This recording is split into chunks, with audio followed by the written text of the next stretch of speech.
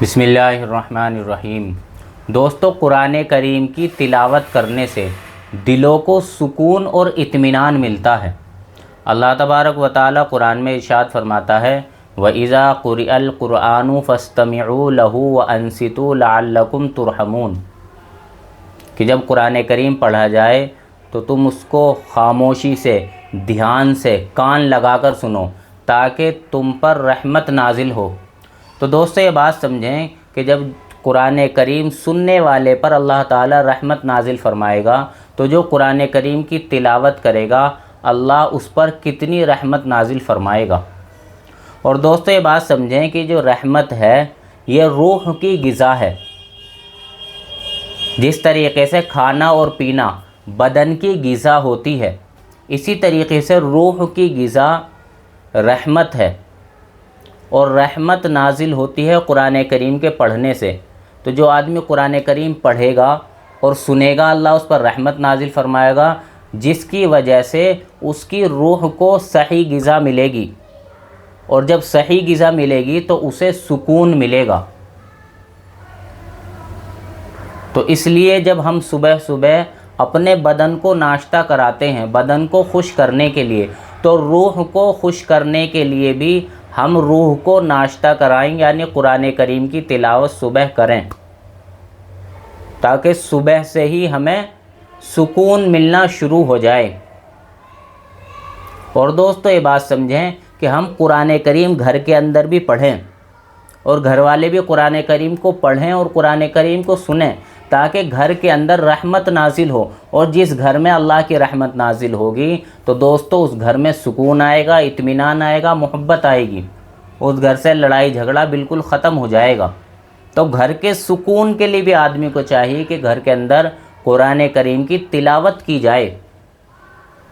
اسی طریقے سے دوستو اللہ تبارک و تعالی نے ارشاد فرمایا الف لام را کتاب انزلناہ الیک لتخرج الناس من الظلمات الی النور کہ ہم نے آپ کی طرف کتاب نازل فرمائی تاکہ آپ لوگوں کو اندھیروں سے نکال کر روشنی کی طرف لائیں۔ تو دوستو، یہ قرآن کریم گناہوں کے اندھیروں سے نکال کر اللہ کی رحمت میں داخل کرنے والی کتاب ہے۔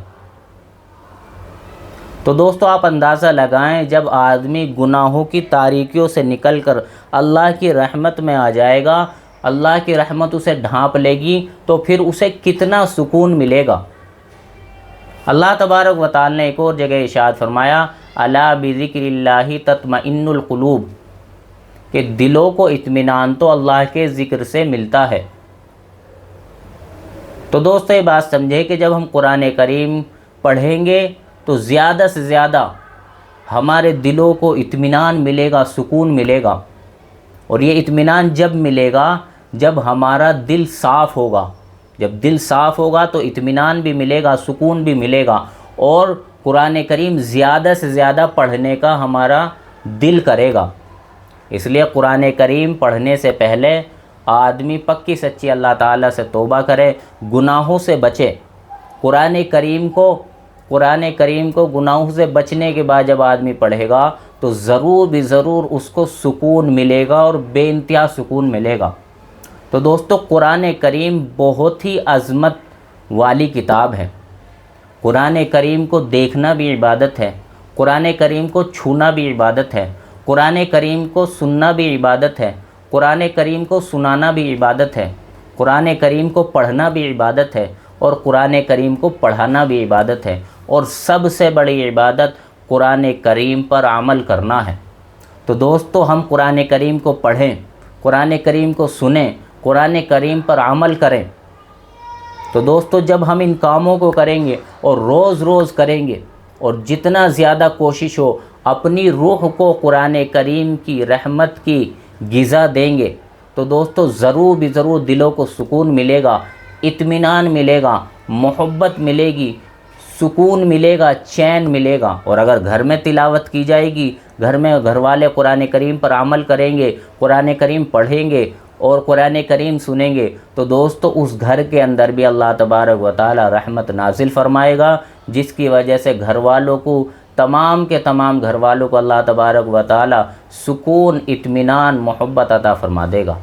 اللہ تبارک و تعالی ہم سب کو صحیح سمجھ کی توفیق نصیب فرمائے۔ وآخر دعوانا ان الحمد للہ رب العالمین۔